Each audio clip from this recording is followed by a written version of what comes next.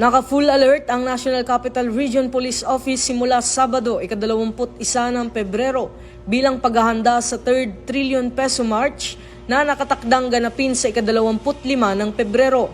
Aabot sa 10,827 pulis ang ide-deploy sa iba't ibang lugar sa NCR upang tiyakin ang kaayusan at kaligtasan ng mga kalahok. Bagamat walang iniulat na banta, patuloy ang koordinasyon ng NCRPO sa iba pang ahensya.